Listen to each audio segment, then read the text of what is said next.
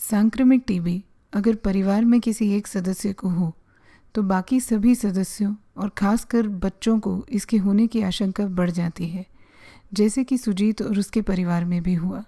आइए जानते हैं उनकी कहानी। और सुजीत कैसे हो? बस बढ़िया सर।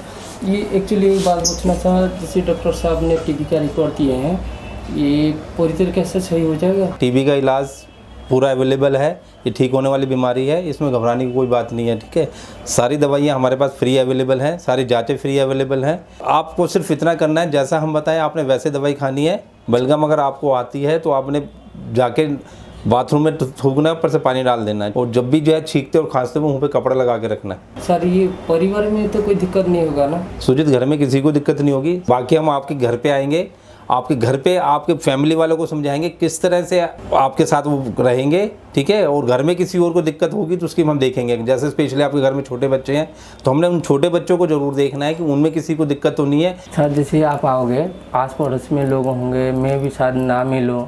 सुजीत नहीं, घबराने की कोई बात नहीं है। अड़ोसी पड़ोसी रहें चाहे ना रहें, हम आराम से आएंगे, किसी को पता ही नहीं लगेगा, फैमिली मेम्बर की तरह आएंगे।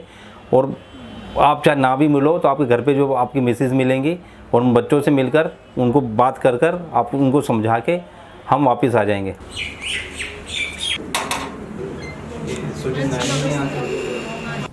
कल सुजीत जी आए थे, आपको पता उन्हें क्या परेशानी है?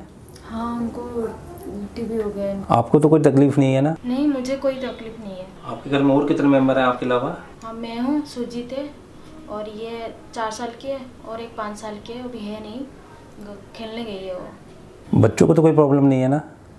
नहीं, बच्चों का तो नहीं है, लेकिन इसका थोड़ा मतलब खाना पीना थोड़ा कम हो गया पहले से। नहीं, सिम्टम ऐसे क्योंकि बच्चों में जो है अगर पल्मोनरी टीबी है तो खांसी और बुखार से पता लग सकता है। अगर पल्मोनरी टीबी नहीं है तो उसके लिए डॉक्टर के पास जाना पड़ेगा।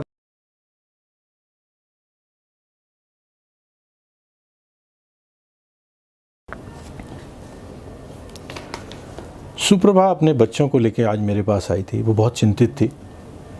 पिछले कुछ दिनों से उसने देखा कि उसकी छोटी बेटी प्रियांजलि बहुत थकी सी रहती है, चिड़चिड़ी हो गई है, खाना कम खाती है और उसका वज़न भी कुछ कम हो रहा है। इस वजह से उसको वो हमारे पास लेके आई। मुझे एक बात कहनी बहुत ज़रूरी है कि जब भी किसी परिवार में किसी को छाती की टीबी, लंग्स की टीबी होती है जो कि इन्फेक्शियस है, तो उस परिवार के सब लोगों में ये पता करना कि किसी को टीबी के लक्षण तो नहीं है बहुत ज़रूरी होता है, क्योंकि एक सांक्रामिक रोग है और एक से दूसरे को लग सकता है। और जो इससे बड़ी है, थोड़ा 5 साल की है, उसको तो है नहीं कुछ सिम्टम वगैरह। कई बार ऐसा होता है कि अभी आपको टीबी के सिम्टम नहीं लग रहे, लेकिन महीने 2 महीने बाद वो सिम्टम डेवलप हो जाएंगे, तो उसके लिए आपको डॉक्टर दिखाना पड़ेगा। ठीक है जी। सुप्रभा अपने साथ एक और बच्चे को लेके आई थी जो कि प्रियांजलि की 5 साल की बहन है, शशि। शशि को किसी भी तरह की कोई तकलीफ़ नहीं थी। वो ठीक से खा पी रही है, उसको कोई बुखार खांसी कुछ भी नहीं है। और जब हमने उसको पूरी तरह से चेक किया, वो संपूर्ण रूप से हृष्ट-पुष्ट थी, उसको कोई बीमारी के कोई लक्षण नहीं थे।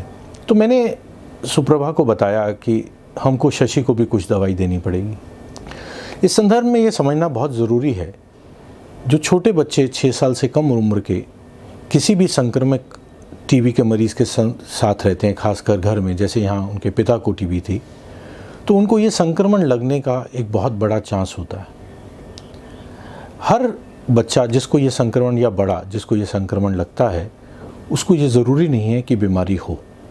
तो मैंने सुप्रभा को समझाया कि हमें शशि को आईएनएच की दवाई 6 महीने तक देनी पड़ेगी। चूँकि ये एक अकेली दवाई है, ये काफ़ी सेफ़ है, इससे साइड इफ़ेक्ट्स नहीं होते और बच्चे इसको आराम से ले पाते हैं। और 6 महीने तक इसको लेने के बाद कम से कम इस संक्रमण से टीबी की बीमारी बनने के चांसेस ऑलमोस्ट ख़त्म हो जाते हैं। इस प्रोसेस को हम कॉन्टैक्ट ट्रेसिंग कहते हैं। स्पेशली जिस घर में टीबी फैलाने वाली टीबी जिसको होती है, उस घर में हम 6 साल से छोटे बच्चे का, कितने भी 6 साल से छोटे बच्चे, सबकी हम जांच करानी अनिवार्य है। और उसमें जांच कराने के बाद अगर किसी को टीबी निकलती है बच्चे को, तो हम उसकी टीबी की दवाई शुरू कर देते हैं। अगर टीबी नहीं भी निकलती है तो हम उसे प्रिवेंटिव थेरेपी देते हैं।